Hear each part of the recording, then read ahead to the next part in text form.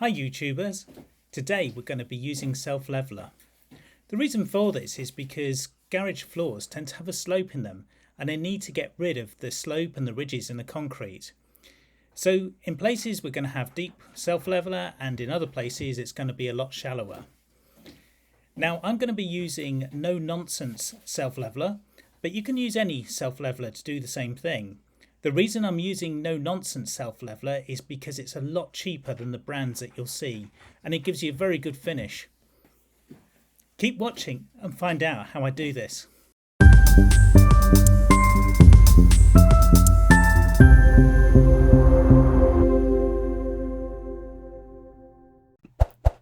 Make sure the floor is clean and dry.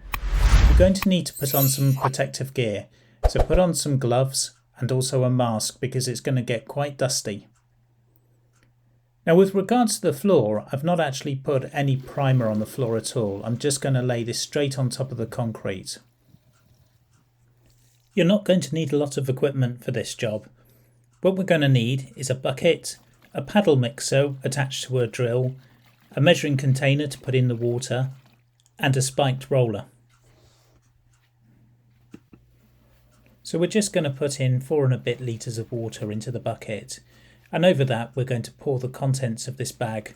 Just be careful because it's 20 odd kilograms, so it's fairly difficult to actually put the contents on top of the bucket. Using a paddle mixer attached to an electric drill, I mix the powder into the water.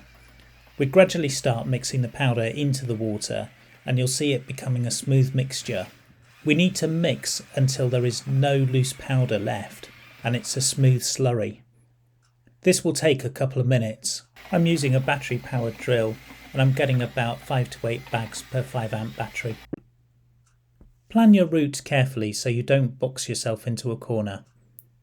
You also need to make sure that you cover all of the floor in one go. You don't want to be coming back and doing bits of it because it will flow over the top of anything you've previously done and it won't be level. Just pour from the bucket onto the floor and it will actually find its own flow to start levelling.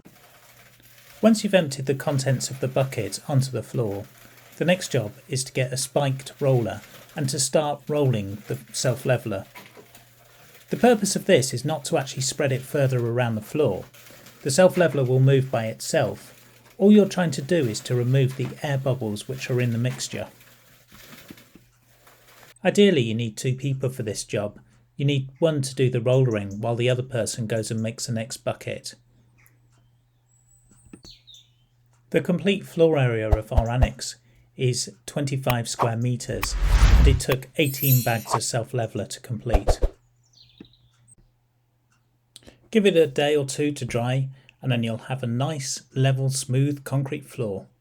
Thanks for watching and I hope you found this useful. If you did, then why not give us a like? If you've got any questions or feedback, leave your comments below. If you want further updates on our house build, then subscribe to our channel.